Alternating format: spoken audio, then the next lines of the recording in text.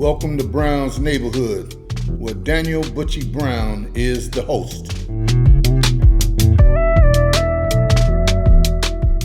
Welcome back to Brown's Neighborhood Podcast. I always tell people the neighborhood is big, from east to west. That's the neighborhood. We got Robert McNutt. I know y'all said y'allself right now, who the heck is Robert McNutt? That's Pokey. That's right. Man, that's my man Poke. It took me a while to catch him.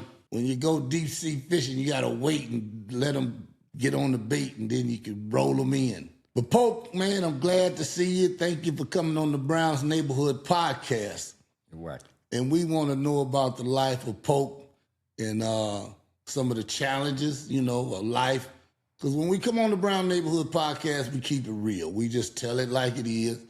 We ain't here to make nothing go crazy or nothing. We just want to know the life of Pokey. Poke, how old were you when you came to California? I was 10. You were 10 years old? Mm-hmm. Little bitty guy. Little bitty guy. Coming to California. Came to California. From where? Belzoni, Mississippi. Well, look at him. He down at Mississippi. You was glad to get out of Mississippi now. Yes, indeed I was. Huh? Yes. Mississippi? Yeah, man. That's a county. Small town. High school called Humphrey County High. What? So you spent 10 years in Mississippi before you ever came to California? Yeah, I was born in Belzoni, Mississippi. Is that right? Yes. Do you even know why your parents moved to California? My mom, my stepdad named Joe Lee, my mom named Geraldine McNutt. So they decided to come to California because Joe's brother was out here. Mm-hmm.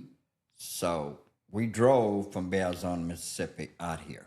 Is that right? Yeah. You got any brothers and sisters? I got a sister named Linda Lee, my other sister named Barbara Ann McNutt, and my younger brother named Joseph Lee Anderson. Is that right? Yeah. So it's about 4 of y'all. It was 4. And you were the only boy? No, it's 2 boys. And 2 girls. Just 2 boys, 2 girls. Yeah. So you're a country boy. Correct. I want everybody to know that Pope Robert McNutt is a country boy coming to California. That's right. To the east side. Yes, indeed. One of the toughest neighborhoods in town. Yes. I ain't gonna say it was the toughest, but it was one of them. Right. Were you ready for it? I was ready for it. Did you go to Russell Elementary? No, I didn't go to Russell. Where you went? Do you remember? No, I don't really remember. So you might have didn't go to school for a couple of years, did you? No, I went. Elementary? Elementary. What street was you on? I was, kind of don't remember the street. Okay. Now let's say this here. Go ahead. You got the Drew. Got the Drew. Do you remember from Drew? Yeah. Elementary, you don't even remember. Right. Okay. Well, we're going to get you to 12 years old. You got here, you left Mississippi at 10. Correct. You got here to California. Yep. Now you get to Charles Drew Junior High, a little bitty fella. Right. When you got to Drew, did you know that you was going to play any sports? Not really. So you wasn't introduced to sports yet? No? No, I wasn't. But I talked to a couple of guys there, and Mr. William was there, the homeroom. I talked with him, and... Do you remember playing homeroom basketball? Yes, I do. Did you play? Yes, I played. Do you remember any guy on your homeroom basketball team? Yes. It was Mark Brown. Okay. And Jerome. Jerome Washington? Leroy brother. That's Jerome. It was us 3. You remember them 3? Because it take 5 to play home basketball. 3. It was like a 3-on-3.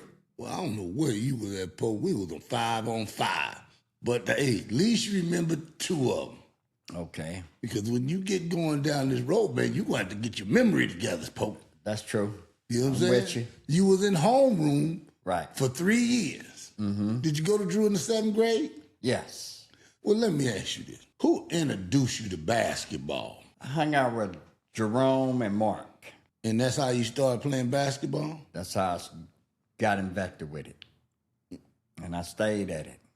You stayed at it. Stayed with it. So, because I mean, you know, as time go on, we know Polk as a basketball player. Now you in the 7th grade, you played a little bit of homeroom ball. Correct.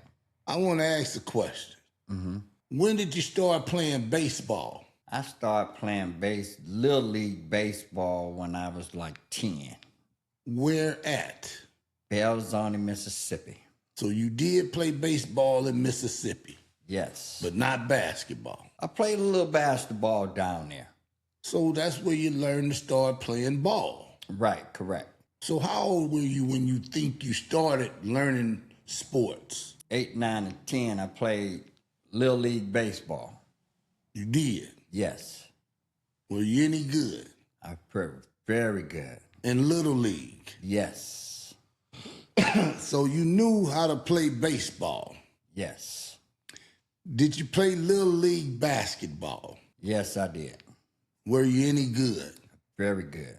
So when you got to Drew, were you any good? Oh, yes. You were some good when you got to Drew. I was pretty decent when I got to Drew. You knew the game I know the game. at Drew, Yes. 7th grade. 7th grade. So it wasn't like you ain't never played before. No.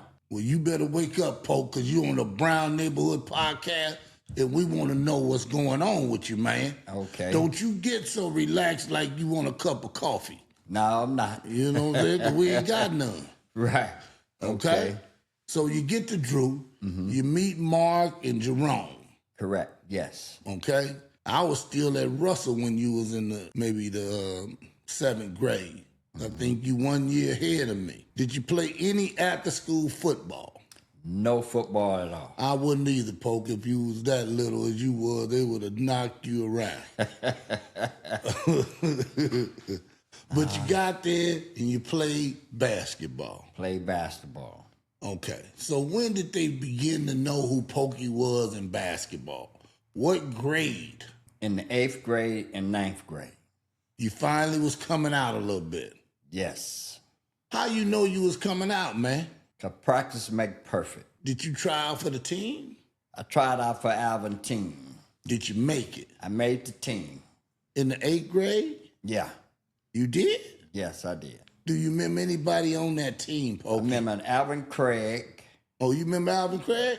Yeah, Alvin Craig, Bobby Watson. But Bob was 1 grade behind you, I think. Or was you and Bobby in the same grade? We was in the same grade. You think so? Yeah, I know it was Alvin Craig. No, Alvin 1 year ahead of us. Alvin Craig? Yeah. Alvin is a year ahead of us, Pope. I'm going to get you up to speed if it's the last thing I do. I know Chapman, What Chapman? the light-skinned chap. Kevin Chapman. Captain Chapman. He played with us. And Kevin was 1 year ahead of us. Richard August, Richard August. he played with me. So, yeah, Up Richard at Drew. Richard was 1 In year Drew ahead of me. League. And Drew League, did he go to Drew? yeah, he went to Drew. Richard August Richard August went to Drew. went to Drew. Was he any good? He was very good. Very good ball player. Strong. Strong, stocky, like a little running back, but he had a jumper. He had a jumper? Yes, indeed. Was it better than yours? I don't think it was better than mine, Man, but look he was here. decent. Did you have a good jumper?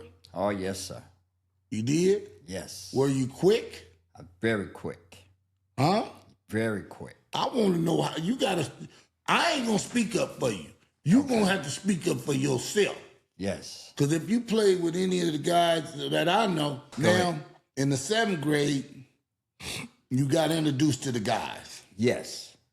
But I'm 7th grade, you got introduced to the guy, and so who was your good partner? Do you have any good friends that you played with? Yeah, Jerome, Michael Tardy was there. Shannon was there. Were y'all on the same team? Yeah. Question here. Did you make a Drew Royals team? Do you know what the Drew Royals are or whatever? You never heard of the Drew Royals? Drew Royals. Never known what the Drew Royals were. Is you sure? Talking about the Drew League? Not the Drew League. Okay. The Drew Royals that Alvin coached. Yes, I was there when Alvin Wells did coach. But you didn't make that Drew Royals team. No. You sure? So how did you get a name around Drew? How did you get it? After school, playing at night? When? This guy named Billy Crawford, Still Bill. Uh-huh.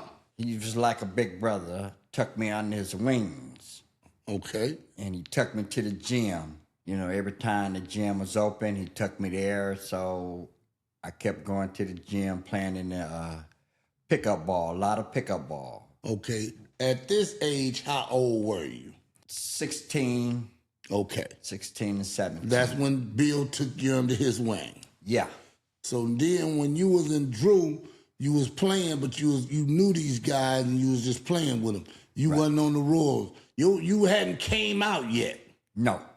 Pokey hadn't came out yet. Not yet. Pokey was going to a club called Disco in the Ghetto. Do you remember that? Yes, I remember that. Are you shy that you was in the Disco in the Ghetto? A little bit, yes, indeed. Why was you shy about that? You was in there. You was dancing. Yes, I was. Did you like dancing? I love dancing. Huh? Yes, indeed. Did you have some juice in you? Yeah, I was doing the James Brown. Hey, were you going to house parties? I went to a few house parties. Yes, I did. Look here, man. If you a kid and you out there doing something, you acted like you was a square. Was you a square? Nope. Huh? Nope. What, you want to act like it? Nah, I wasn't. You sure? Yes, I'm sure. How do you know you was not a square? I ain't no square. Who was you running with? Most of the time I hear about the clubs, I hear about the And you was there? house party, I was there. Dancing. Took a chance dancing, yes. You know, it wasn't... you go to a club or a house party, it still was a little dangerous. Yes, indeed it was. And you wanted to go? Yes, I got out and went. Why did you do that and you knew that it was some gangs or something? You know, you know a couple of people went there, gonna be there. I took a chance and went. You took a chance? Yes. Little as Pokey was. Yep. Huh? How tall are you, Poke? 5'8" and a half. 5'8.5", and you want to go. So when you was at Drew, you might have was 5'6". Yeah, small. Huh? I was little. But you wanted to be in the action. Yes, indeed. You were in the action. You know, you ain't like how you is today. Kick back, quiet. Nah. You know, you was Pokey. True. You Robert again. Yeah. Now you Robert. Right. But when you was at Drew in Fremont, I was Pokey. That's right. So I want you to act like Pokey for a minute. Okay. You know what I'm saying? All right. You know, Pokey, you was out clubbing. Yeah. Why were you going to house parties in the Disco in the Ghetto, them clubs like that, in junior high? Why did you go there? You know, you wanted to be around different, like, atmospheres and stuff like that. Mm-hmm. But, you know, you're hanging out with the girls. You love the girls and stuff like that. You was dancing with them? I was dancing with them. How did you get to dance with them? You ask them, hey, you like to dance? So you, Some of them say, you had a little courage yes, I had to a say, little can courage. I dance with you? Yep. And once they got on that floor. Once they got on that floor, we got busy. You know, you was a dancer. Yeah. You know, you knew how to move. I sure do. Huh? Yes, indeed. Country boy. Country boy. Out there with these cities folks. Out there with them city folks. Yes, Man. indeed. And you didn't care if they was gang banging or what. You was out there. I was out there. It took courage to be out there, man, in that Yeah. disco and that ghetto. Yes, indeed it was. It was like 50-50 chance. You know, you get out, thank good Lord, you make it back home safe. You know what I'm It saying? wasn't easy. Wasn't Walking easy. through neighborhood here and there, no, it wasn't. That's right. That's right. You know, so it just took God's spirit. He got me there. I don't stay till the party's over, none of that. I leave ahead of time. That's what I'm talking about. I'm not staying nowhere until it's completely over. That's the dangerous part. Right. So while they still in there grooving, I'm gone. that's what I'm I'm outta talking there. about. Huh? I'm out of there. So you was a smart cat in that area. Yes. Poke, I want to know this. Did you graduate from Drew? I did graduate from Drew. But you didn't go to the graduation. I didn't go to the graduation because my mom's situation What kind of situation was was that? pretty heavy. She was drinking alcohol and different things like that. It was just me and my mom then. Is that It right? was heavy, so I had left out here when I was 13. I went back down south for a couple of years. I came back out here when I was 15. Is that right? Yes. When I came back out here, very spirit hit me when I called my mom to come get me from the Greyhound bus station. I seen something. I didn't like it, but God gave me enough strength to deal with it. I had to stay focused, stay out of trouble, watch her. I had to go to school on my own, make sure I went to school. Wow. That's what I wanted to do. So when I came back out here, age 15, I seen something in my mom. What I had to do is watch her for strange things won't happen to her. So my mom was always going to clubs and stuff like that. I'm at the house, just me. Young man. So what did you see, Pope, that it just, you're a young boy, 15 coming back to California. Because a lot of us might have didn't even know you left. Okay? You went back to Mississippi for a couple of years. Right. What made you go back? When I went back, I stayed with my grandmother. Okay. So it was just some issues with my stepfather and my mom. So I went back and stayed there with my grandmother. Went to Humphrey County High School. Played b-ball In Mississippi? in Mississippi. Wow. And wore Converse. We wore Converse tennis shoes back then. So I started to get better and better in it, playing basketball there. Then baseball was my game. Okay. Now, this is a question I need to ask. Go ahead. Why did you come back to California? Okay, I had to come back to California to be around my mom. I didn't like the things down south. You got to be in the house at 9 o'clock. You couldn't really get out. You couldn't go to no gym at nighttime and play ball, basketball, none of that. I had to come to the city so I can breathe a little bit. I can learn my fundamental more better in California. So who paid for you to come back to California? My grandmother. Your grandmother said, I'm going to pay for you to go back home. Yes. Go back to California. I got on the Greyhound bus, 3,000 miles, came on back to California. Wow, that was a big decision. Yes. So when I came back, Cali, stayed with my mom, got in school. Do you remember what street you was on at that time? I was on 88th and Mary Avenue. So you moved on, you was on Mary. I was on Mary. Wow. Well, at least that was a good street. A lot of guys, a lot of good people on A lot Mary. of good people there, a lot of good ball players there. They took me under their wings and everything. I can remember one person really kept me focused was Billy Crawford. Is that right? He was like a brother. How did you meet him? Billy was always right across in front of the Bakes family. Because he married one of the Bakes' daughters. Okay. So, still Bill, I always ask Billy and Tommy Bakes, where's the gym at, where they play ball at? Oh, Charles Drew. I said, okay. So I started going up to Charles Drew Junior High School. After school. After school. Now, this is the question. When you came back to California, you were in high school. Yes. How did you... No, I was at Drew. You were still at Drew. I was at Drew. Okay. Once Drew was over, Right. you went to Fremont. Yes. Okay. Just so people know, when you went to Drew, Cass was really a grade ahead of you. Correct. So you didn't get in the competition with him yet. No. Okay. So now you get over there to Fremont. And now when you get to Fremont, did you join any team when you first got there? Yes. When I first got to Fremont High School, I tried out for the baseball team. Made the baseball team. Was it hard to make that team? Nah, Why wasn't it? because when you were little league, you loved the game of baseball, and you played that, you got that atmosphere in your body. So me, when I got to Fremont, I wanted to play third base. So I tried out for third base. I made the varsity team. You gonna make the varsity team with Eric Davis, them on that team? They was a grade Eric ahead. Davis was there. It was me, Eric, Mark Bosher, a lot of Mills. We right 10th grade, right out of high school. I mean, junior high. I'm right out of junior high. Did you play any baseball here before you got to Fremont?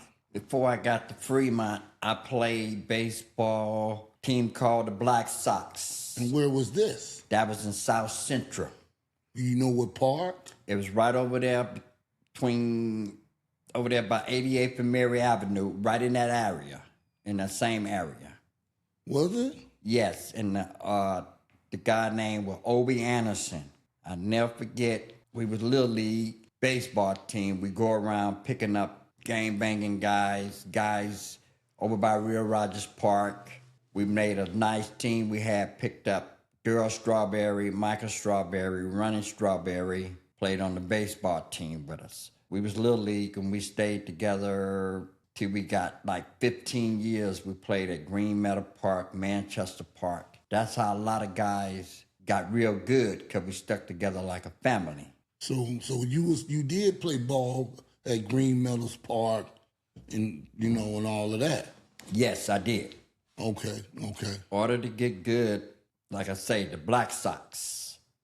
One black man, Obie Anderson, drove around different neighborhoods picking up ball players. So we all stuck together like family. We kept our team together each year. We played a lot of ball players. A lot of people heard about the Black Sox, and to this day, they still know about the Black Sox. Is that right? Daryl Strawberry really know. That's how Daryl Strawberry got very good at playing baseball with the Black Sox. Is that right? Yes, his brother name You was... remember that? I remember all of that. Black Sox were a hell of a strong family baseball team. And I played third base there growing up. And that's what made me real good. And I had a good arm to throw to first base. So when I got to Fremont, I tried out, I made it, but to start quarterback, Mark Fosher. So in order for me to play varsity, I had to pitch. What? I had to pitch. You was a 10th grader? A 10th grader. And they was going to let you throw the ball? I throw the ball, baby. Huh? Just like Satchel Paige, I was throwing it. Poke? Yes. Good arm, good control. Never blow my arm out. I know the position, how to throw it, where to throw it at. Is this right? Is That's that right. right? I'm sorry. Yes. 10th grade. 10th grade. Fremont varsity. Fremont varsity. Baseball. Baseball. You had to have some game to be on Fremont varsity baseball. Yes, you had to, because if you In the 10th grade? In the 10th grade. You had the right people you're around and throwing in certain coaches. At that time, I didn't mean to interrupt you. Did they have JV baseball? Yes, they did have JV baseball. And you didn't have to play JV? I wasn't going to play JV. Is that right? I had enough talent to play varsity baseball, and I was the ace pitcher varsity baseball What? at Fremont High School. A lot of coaches, a lot of players still remember me. Played with Reggie Montgomery.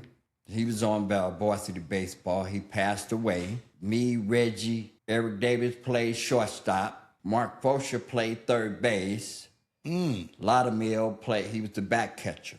Is that right? And I got us into the playoffs. Pope, I just want to say, you got to be telling me the real deal, because these guys that you mentioned ain't no chumps. I know. And they know I wasn't either to be so little. Yes. But I was wise. I was focused. I love the game of baseball. I know the baseball game. I know what it takes to win. I know what it takes to win championship. In the 10th grade? In the 10th grade, 3 years of varsity. You was getting that ball down to the back catcher like that? Oh, I was throwing it. They could tell you that to this day. Even Eric Davis can tell you to this day. I was bringing it. Rain, shine, or snow. It wasn't nothing gonna stop me. Pokey. That's right. Robert McNutt. Yes, indeed it was. A 10th grader. 10th grader. I'm going to just say I commend you because as a 10th grader coming into a high school, playing varsity baseball, basketball, or football, you had to be good. Yes. And when I started playing basketball. Let me ask this question. Go ahead. How did you realize that you were good in baseball? Because the next year you was going to be in 11th grade. Correct. Now you're a little more seasoned. Did you know you had some talent when you got to the 11th grade? Yes, I did. On the baseball field? On the baseball team, yes. The thing was, I'll never forget this. Coach named Mr. Dixon. We're getting ready to go play Wilson. We had to beat Wilson to play at Dodger Stadium. Dixon didn't put me in. I kept asking him, put me in. Is that right? But he put 2 pitchers in before me, didn't put me in at all, and we lost. Now, every pitcher is different from me. I know what it takes to win a ball game. I know what to throw the batters. You got to read batters, what they can hit, what they can't hit. If he would have put me in, we would have won that game. You know that? I know it out of the bottom of my heart. Wow. And he didn't, and we lost. I got us all the way to the playoffs. Who was those other pitchers? Yeah, Michael Houston, Felton. Michael Houston was pitching too? Michael Houston was pitching. And you had a couple in that Robert game Pitts. Against Wilson, did Michael pitch in that game? Yes, he did. He did? So who started that pitcher that game? I think Robert Pitts started that game. So do Mike know you was a good ball player? Oh, yes. Michael Houston, no, I was a hell of a pitcher. So you had game. I had game. I know how to throw the curveball. I know how to throw the fastball. Is that right? I know how to throw the slider. I know how to jam a batter. I know what a batter can hit, can't hit. It was a fundamental game, what I learned and study on from different pitchers and stuff like that. So a good pitcher got to keep the ball below his knees. You can't throw a fastball at his navel. No, you can't. It's gone. Curveball got to dip and come in, cut in. And you got to use your legs. So now, when you got in the 12th grade, were you still pitching? I'm still pitching. Did they let you play any other position besides pitcher? No. You was a strictly pitcher. I was strictly pitcher. Going out on the mound. Going out there on the mound. When you went out there on the mound as a senior, was you striking anybody out? Yes, I was. Is that right? Yes, indeed, I was. I was bringing it. Were you bringing I had it? the strongest infield, had my back. I was bringing it. You had a pretty strong infield? Oh, yes, I did. Beautiful infield. Good hitters. Eric was with me. I think Eric was with me from the 10th grade to the 12th grade also. Eric Davis. So this coach named Mr. Mole, all the top players supposed to meet up at Compton College for trials and stuff. He was a scout and a lot of scouts was there. He asked me what I wanted to do. I said, I'd rather play basketball. Now, Pope, now when you met this scout, Right, he asked you what you want to do, right. and you told the baseball scout, I want to play basketball. Yeah.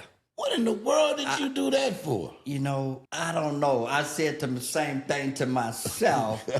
Dog, man. I'm like, I love this game of baseball. That was my game. I know myself, I would have went over there. I wanted to pitch. I wanted to try it out for third base. So let me ask this question. You pitched all the way through high school. Yeah. You didn't get to play third. How did you know you could play third base? When God gives you something, a talent, it's never going to leave you, don't matter what. So did you ever get on third and at least play any, just to, see what I can do, if I can dig it out, and can I get it to first base? Did y'all ever, even when you don't play a position, you do go over and get to, play the other position a little bit. Nah. No? But you just knew in your heart you was a third baseman. Straight third baseman. If it out, third baseman. So let me ask a question. When you played for the Black Sox, were you a third baseman then? I was third baseman. for the Black Sox. Yes, indeed. You wasn't a pitcher. Nope. How did they convert you to a pitcher? Because I had an arm. You did? Yeah. When you backhand it and you gun them down on first base, they seen that. Then they asked me, can you pitch? I said, yeah. So when you was on the Black Sox, did you get to start in the game? Oh, yes. No doubt. Is that right? That was me all day long. When you was with the Black Sox, you played third base. Yes. Okay? So they seeing how you gunning that ball from third to first. That's the longest distance Yes. from base to base. Yes. And you was humming them down. All day long. You get down in the dirt. Backhanded, however you call it. I was on it. Is that right? With nothing getting past So me. if he hit a hot shot to you, was Okay. you scared of it? No, you got to know how to play that. You got to back paddle back, catch it for a dip on you. See, it hit a bunny hop. If you're hitting a hell of a hot shot down there, it's gonna dip because you got to back paddle and know how to backhand it or front hand it on third base. Okay. So those once you got it, you in your foot move and your eyes on that ball, that's the only way. And then you take your bunny hop and gun them down. So when you was in high school, y'all was wearing metal cleats. Yes. Man, do you ever remember the sound of them cleats when you're coming off the field and going in there, click, click, click, click, Oh click, yeah, click, that was all metal. Just the thought of that sound, you know what I mean? Just letting you know this is the game I'm playing. It's the game. It's the game I'm playing. Yes, indeed. What number was you when you played for Fremont? Do you remember? The good Lord of the 7 candles. Number 7. You was wearing number 7? Always. Wore number 7. Even if I'm playing Little League, whatever, I kept wearing number 7. Well, one of the big things I want to just commend you that you made varsity in the 10th. That is not easy to do. I don't care who you are, what school you go to. You could go to a weak school. If you make the varsity, it's something about it. See, the varsity baseball, when God give you something, it's never going to leave you. If your confidence, if you know you're good in that, it's going to stick with you, don't matter what. You was confident. Confidence. I see how players playing in the pros. It's just like, I should have been there. No doubt. A lot of people back down south, they thought I was going to be in the pros. But I needed that guidance. That guidance and that push. I would have been there. Trust me, I was in the same boat, bruh. Same boat. Talented, had what it take, but didn't have the guidance. That's the point. And the right push, And for me, it was a battle of the sports and the streets. Correct. You see I what I'm agree. saying? We on that same page. It was baseball when I was in 11, like you said, when I didn't pitch in that Wilson game. It broke your heart. It did. Man. I kept asking. I said, put me in. I could save this. But he overlooked me. I know Dixon. We was getting ready to get on the bus. I'll never forget. Talked to a lady friend. Okay. I'm going to let you know one thing, Pope. Go ahead. From a guy that played sports, and some people got favorites. It ain't always who they going to put the best talent in. Gotcha. It's somebody who they favor the most. You understand what I'm saying? Yeah. It's happening all over the United States, and I'm sure other places too. Sometimes it's just who they like better, not who's the better player.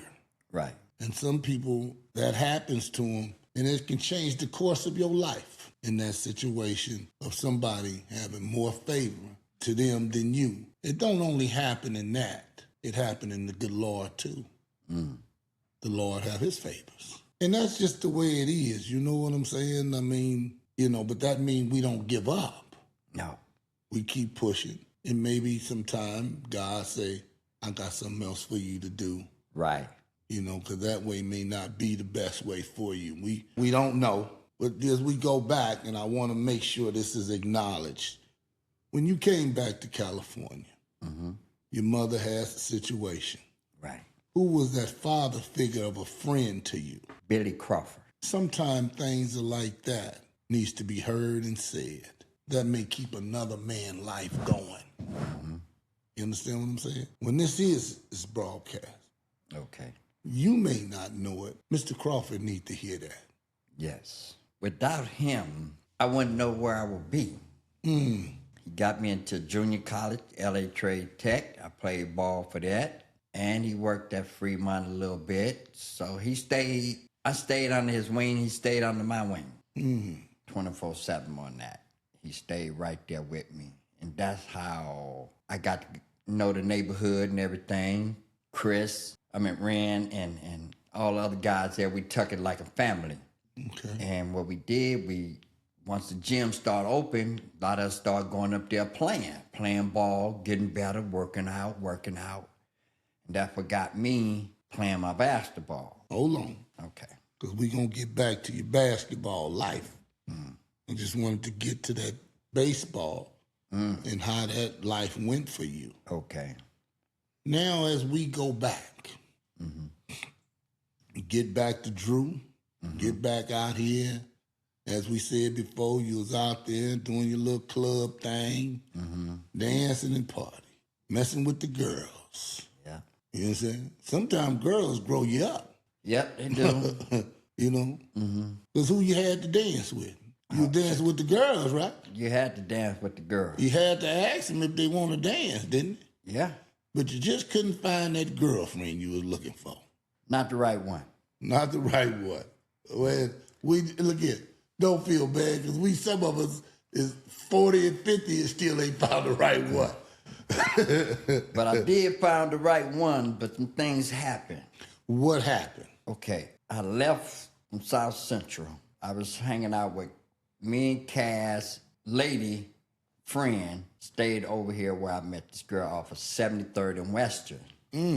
My lady brother, Jerry, bless his heart, he rested in peace now. Okay. Me and Jerry was real close. Okay. We was sitting out on the front porch of a lady's house. We heard this noise, this music. I said, Jerry, let's go around this corner and see what's going on over here. It was a birthday party. So me and Jerry went, and the guy came to the door named John. I met John. We talked. He invited us in. Then I met his sister. So I talked with the sister, danced with her and everything. You at the party? I'm at the party. All right. So I chit-chat with her. And what made you start talking to her? You know, she seemed like a down-to-earth person. So when you walked in, did you know her? No. You just walking into the party? I'm going to the party. The music was on. We got to dancing and stuff. And then the party was, you know, it was getting late. I asked for the phone number. So once I got the phone number, I kept it, gave her a kiss on the forehead. When? Before you left? Yeah. She let you kiss her on the forehead? Yeah. And then I went back. Well, you had to leave. You were pretty brave, bruh. Then I went back home where my mom was and stuff. Couple of months, you know, call her and blah. And then she invited me over. Then I started going over, and then I rode my bike from 88th and Mary all the way to 73rd. Boy, you was taking a chance. Boy. Yes, I was. I was taking a big chance back then. Just to see a girl? Yeah, and you gonna put your life on the line. Yep, that girl. Pope, you gonna put your life on the line. Man, this person touched my heart, and that was my first girlfriend. Oh, true girlfriend. Right. Who I had confidence, and she had confidence in me. So as time went by, got to know her, spent a couple of nights with her, then I stayed. Did what? There. Yes. Did what? Spent a couple of nights with her. She let you spend the night? Yes. How old were you? I was 19. Oh, you was 19 at this time. 19 at that time. Spent a couple of nights. Right. And then that couple of nights. As I always say, did you just spend the night No, that couple of nights, it went on and on and on. Then I was staying there with her. Is that right? Yeah. The mom invite me, boom. But I learned a lot in life, what's going on and what's what. So that was my first love. She didn't know I really, really love her or not. But you was in love. I was in love. 10 She years. didn't know you was in love. Right. So I spent 10 years with him. Got to know the family just like it's my own You family. stayed with her 10 years? 10 years. Got to know the family. I learned a lot about experience there. What kind of experience? You know, taking about responsibility and different things like that, how you love someone and how you can lose someone on certain things. So growing up, I had to stay focused on good things, around good people. So what do you mean when you may lose someone? You know, someone who you really love. How did that happen? You know, that's a good question on that. So me, I come off work, I see she had a friend come over or something, and that friend, I said, wait a minute, something ain't right. Her sister. A guy or a girl? A guy. She had a friend come over. Yeah. Were you living there? Yeah. And I said to myself, whoa. I said, that's hot water. Very, very hot water. Boy, that's boy. You ain't playing. And that's see, boiling water. I peeped it out. I said, okay. He opened the door for her, got her in the car. He drove her car. What? So I said, I stand and look, and I said, something ain't right. Satan got at me. I got in my car and followed him. To the motel. Nope. Something I shouldn't have did. I cut him off at the gas station. I got out. I snatched the dude out the car. Slapped him around. He got out and ran like a little puppy. Something stuck him putting the dukes up back up. Right. But he didn't. So as time went on, I said, all right, cool. I got in my car. I drove back to the house. She must have got in her car and probably tried to find him where he ran off to. Right. So it was getting to be hot water. I had to move on. Wow. I had to move on. So let me ask a question. Go ahead. Was it easy to move on knowing that you loved her? And now, you know, she might have got mesmerized by something. What? I have no idea. I'm like you too. I didn't know what was it either two. I tried to talk to her and what's not. So you did try to talk to her. Oh yeah. But it wasn't. Didn't work. So I had to move on. But I had to move. When I moved on, I had to learn about poker, about myself. Because I'm out there. Right. But I kept working, but I stayed focused. Right. I didn't hang out with no gang members, nothing like that, but I stayed humble, but I kept working. Mm-hmm. But I always prayed and asked God to guide me why I'm out here and what's not. And he did. Mm-hmm. He brought me a mighty, mighty long way. Because I had got real sick one time, Butch. And how did that come about? I had a kidney infection. Okay. And I was just feeling real nauseated and weak. Were you drinking? No drugs, no drinking or nothing. So you don't even know how you got the infection? Yeah. So I was staying by myself. I went over to her mom's house and I asked her and I said, I don't feel good. I said, can you call the paramedics? This was your girlfriend's mother? Right. Even though you ain't with her no more? Right. But I respect her as my mom. Right, okay. I did that. So paramedics came. They said something to me, you all right? I said, I'm not all right. So they left. So what I did, I drove myself to the hospital. Because when you urine blood out your urine. You told them that? Yes. Okay. They overlooked me. I didn't like that. I felt my body was feeling funny. So if I would have slept, I'd have been gone the next day. Wow. But and they told you you were all right. Right. But the good Lord said, go to that hospital. Go to that hospital. I stayed in that hospital 6 months. Wow. Did no one come see me or nothing. I just had myself and the strength of God. Man. And I'd never forget. This kid, dad was there. But he was a minister some kind of way. He prayed for his dad. I said, pray for me. We held hands. One of the weirdest chill hit my body. And each day I was getting stronger and stronger and stronger and walked on up out of there. 6 months. Yes. Wow. I kept it moving. Different things happened to me, but I didn't give up. I had the bag on my leg. Still went out to Venice Beach, played my ball with it on. Is that right? Man, you talking about seeing life, but you gotta love you. You got to take care of you. You can't let Satan hover you. Mm-hmm. So that man up above, he was always there with me. Yes, yes. A lot of people, a lot of kids, they don't see that. That's right. But I've been gone. Man, yes, sir. See, growing up, I seen it. Seen the good, seen the bad. Mm-hmm. But I stayed humble, stayed focused. Wow. So this was after even playing in the Drew League and stuff. Did you ever play in the Drew League? Yes. So this happened after that. Yes. You know what I'm saying?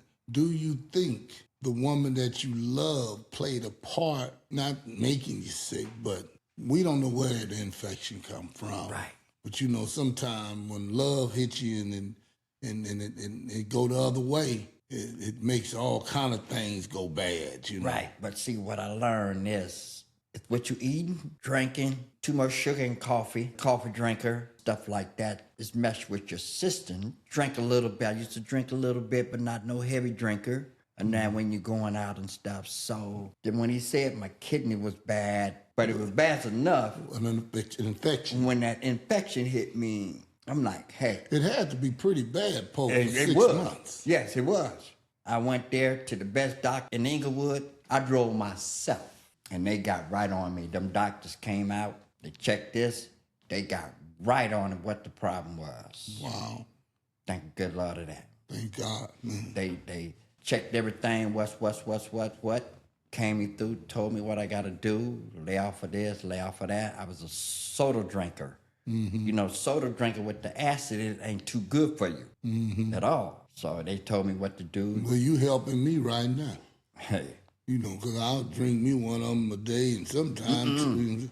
I'm just saying, you know. Right. I'm just, But see, I started drinking orange juice, apple juice, grape juice, stuff like that. Started being healthy, stuff, a lot of water and all this and that. And so I watch myself, boom, always get out myself, go work out, bam, always was on the move, staying in shape, but staying focused, but trying to stay ahead of the game. So the bag that you say was on your side, you didn't have a catheter or nothing, did you? Yes. And you would go out and try to play ball? I went out to Venice Beach. I never forget that. I drained that sucker. I didn't let nothing stop me. Something I love to do. I can't. You don't let something like that bother you. You sit down, you're going to humble, you're going to stress yourself. And other things might happen to you. Right. But I didn't let that bother me because I love to do something. Right. I stayed focused with it until, bam, the doctor said, come back to the doctor. I went back. They took care of it. They gave me medication to do it. I stayed on top of my medication. I was good to go. One of the things I do want to say, it's a blessing that you're saying what you're saying because that can help somebody else. You understand what I'm saying? Yes. When they hearing you talk about it, somebody, you know, take heed. You know what I'm saying? If they love themselves enough. Correct. See what I'm saying? You got to love yourself enough and take heed to it. Yes. And do something about it and not just talk. Correct. You got to put actions to it. Yes, you do. So I want to go back, Pope, and I want to say, when you came back and you seen the challenges of home, Right. you were just you and your mother. Correct. Where did you get the strength from to keep going even though Mom's was going through whatever she was going through? What kept you going and staying in school? It was that day when I told you when I got off the Greyhound bus. I seen something. Someone touched me. Who was that? That was the man up above. Wow. And when he touched me, I stayed humble, stayed focused. I had to be the man for my mom. All right. Because she could have been gone a long time ago. And you just a young 14, 15-year-old man, young brother, young boy, coming to help your mother. Like you said, she could have been gone a long time ago. But by you coming, you gave her a little longer life. Correct. One of the things I want to say, you know what I'm saying, it's always good for somebody. And not only good for them, sometimes it's good for yourself to let them things out enough. Because sometimes we can hold some things in for so long, you know. Sometimes when somebody trying to get the best out of you, you got to let some in the past go. You know, when you trying to get something accomplished, But it's a beautiful thing because there's another young man out there that's going through the same thing right now. There for his mother. It took a strong young man to do that because you're seeing all these other kids with a mom and a dad. See them, what they have to do if they going through that same situation with me. You get a lot of kids there start hanging out, gang banging, drinking. You can't tell them nothing. All they got to do is like that man up above. He gonna be right there with you. And I always put that in my word. God is always with you. No matter where you at. Always with you. He right here with us now. Right there. Because what I seen. Make sure you're on the thing, man. I came along. Man. I seen it out there. Seen it during the riots. I seen all type of things. But I stayed humble, stayed focused, stayed out the way. Because that man was up there. He was with me. He seen certain things I'm going through. He said, oh, no, that ain't for you. You got to go this way. So I went that way. Until I got tired, I asked him, what should I do? He said, so I'm going to just work and go home. I was driving one day. What man are we talking about? The man up above. All right. I want to say that because people need to know that. He will answer. You wouldn't know when he will answer, but he answered me. That's why today I'm still here, still staying focused. That's right. I got to. And I'm going to continue on till he called me. That's right. And that's right. That's what I've been doing lately. So let's just talk a little bit about the life of the Drew League that you played, and even going up to the school, after school, playing. When Billy Crawford started saying, come on, let's go up to the gym. And what made you compete against these other young men so tough? Because, see, a lot of times, everybody can't make the high school team. We're just talking about basketball. And some people don't get good till later. Everybody develop at a different time. And you step into the Drew League, come into the Drew, Polk would shoot a jumper. It seemed like ball gonna go out the roof. But it found some kind of way to go back in the basket. Oh, yeah. So when you start going up to Drew, because believe it or not, that's like medicine. To go there, things on your mind, people falling asleep, you know what I'm saying, things on your mind. And you go up to the Drew League and begin to play ball. Who do you remember being your most competition going up to Drew Junior High School? My most competition was Casper Ware. Is that right? Yeah. What made Cass more competition than anybody else? You was only about 1.5 inches shorter than him, but 2 inches. But see... Was he stronger than you? He was stocky, but Cass wasn't stocky. He just had them legs. Like he had, But see, about Cass, Casper Ware loved the game. Yes, he was growing up. I could tell when a real true ball player, I'm always hearing about this name. So in the back of my mind, I said, I got work to do. If I want to compete with him, I got work to do. He's a shadow of a lot of people. He's a smart guy. He loved the game, and he know the game. He knew the game. He know the game. If he wouldn't have got hurt, I watched that game in Vegas. When they played against Vegas, the guy went to Crenshaw named Big Mike Johnson. Stepped on Cass' ankle. If he wouldn't have sprung his ankle, you would have seen Casper Ware in the league. After that injury, it was done. But he stayed focused. When someone loved the game, got kids, gonna teach the other kid to be his shadow, that's a blessing from God. Lil Cass is doing his thing. Yeah. Okay? But see, a lot of kids gotta learn the fundamental. If I'm little, I gotta break ankles. I gotta pass the ball. My shot can come later if I want to get there. That's what I see in a little cat. Move the ball, pass, ankle break, use your speed, your quickness. Set up the big mans before you start shooting. He would have been in the league with no doubt. Started trying out for all different teams. Well, I talked about this earlier. There's a lot of favoritism. Correct, I agree. this is what we do have to understand. You see all these colleges, all them kids. There's over 100 colleges. Mm-hmm. There's only so many positions per team because Correct. the veterans are still there. Right. So every year a team is only adding about 4 to 5 players, maybe. Mm-hmm. So that what makes it even harder. You know what I'm saying? But it's a lot of politics. It's true. I seen that, and Yeah. but if you look at a true guard, a point guard, I'm just saying, Pope. I love Lil Cass game. Yeah. I seen it. I watched it on TV. I seen it when he playing in tournaments and stuff. It was just some little things missing. Not much. Right. It just something was missing. Like I said, for a 5'8", 5'9" guard, I'm penetrating. I'm building up my assists.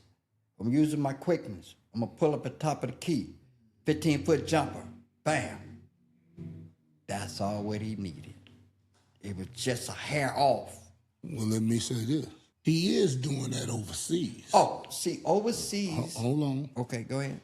Like I said, only so many gonna get to play in the NBA True. because it's a lot of Politics. It sure in is. favor. True that. You gotta understand. A lot of athletes have kids. Their kids is coming out.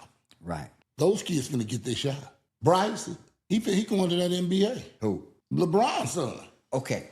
Let me finish. Oh, okay. Bryce ain't dominating nothing right now, you know what I'm saying? But he's gonna get in that NBA. Oh, I see what you're saying because of the. I mean, the but that's part of politics. life. Carmelo Anthony's son, he's pretty good. He's gonna get into the NBA. Yeah. So what I'm saying is that's just 2 of them. It's a whole lot. It's a whole lot. Boozer got kids coming out. These kids are going, To the NBA. bruh. I see what you're saying. You're 100% right. If it's Boozer's son and Cass' son, you know who's the son going, right? Right. Boozer's son. Even if his son was better. In him. That's right. Politics is a big. So that's what I'm saying on that note. But now you back up there, you playing at Drew. You learning Billy Crawford, get you over there to Trey Tech. Right. If Billy didn't tell you to go to Trey Tech, do you think you would have went? Nah. Wouldn't have went. He took you over there. Took me over there, introduced me to the coach, and tried out for the team. Made the team. You made the team. Made the team. Did you make the starting 5? I didn't make the starting 5, but I was behind. You was the 6th man. I was 6-man guard. Yeah. No, being the 6th man is a high-priced job. And we had a pretty good, decent team back then. I was balling. What was your best skill My best skill on the court? on the court, Because if you was going to get cash in any competition, I had to see the thing was your quickness, and your crossover, pull up the J. That's what I did. Crossover, quickness. You got to move quick. You got to just left, right, throw them off, and you got it. so you a Steph Curry and on them. Tim Holloway. Tim Holloway. That was the ankle breaker. Tim Holloway back So you in had the a day. good crossover? Oh, beautiful. That first step, bam, bam. They don't know which way you're going, left or right. Then you're up. Bingo. Or either going to the hole. Could you go to the hole? Yes. You had to I was quit. getting to develop. Missed a couple of layups, but I was getting there. And I played in Well, at least I like an honest man. then I Missed a played. couple of layups. Yeah. You And, just saying that you know everything failed. You know what I'm saying? and then, in Drew League, in order to compete, you had to bring your A game. You had guys like Chris help you work on your game. He referee, he know the game. So my thing, I had to stay focused. I stayed in that gym. Did you stay in there? Yeah, we stayed in that gym. Whoever opened that gym up, that's the only way you're going to get good. You got to play above the rim. You got to work hard. Defense, spot up, free throws, 3-on-3s. I had to play with the grown mans on 3-on-3s to get better. That's what it is. Got to have heart. Did you have heart? Yes, I did. That's how I got good in it. I played hard, got real good in it. Then I went over there and started playing in the Crenshaw League, where more talent was. And I competed with all of them. Some of them guys went to the league, in the league. They know me to this day. And they respect my jumper. They respect my How three-pointer. did you get over in that league? Who told you? I mean, I'm sure you knew about it, Right. but how did you get over there? I got over there, I was just driving by, and I heard about it on Sundays, the Summer Pro League, Joe Wigley's Summer Pro League. So I got in there, got on a team. How did they get you on the team, Pope? That you had to be competitive. And you had to compete with a lot of good players. Russell Brown, Freeman Williams, Andre. It was so much talent, guys who played in the league during the summer break, whatever, they played over there. So I had to fit in, but I had to use my quickness. I had to I ain't no chump. I'm not backing down on you. I'm coming at you. When I get started, I get started. It's a wrap. So they start respecting you. And I noticed something that you may not know. They have maybe better ball players over there. So I want to know this part before we mess around and forget. When you started working, how did you get into the clothing business? Okay, the clothing business. What was your first job? You wouldn't believe it. Yeah. I went out to the Rhodian swap meet. Okay. I'll never forget. This Korean guy had a T-shirt business. Nice, different design on T-shirts. I started selling T-shirts before I got into this clothing business. Is that right? Yes. After I started selling T-shirts and that, he moved over to Compton swap meet. So I went there with him and started doing that. Okay. Then after I left him, this Korean lady had a store with Fila, Elise, and stuff like that. So I helped her out, started selling Fila. So they was calling me the Fila man in Compton.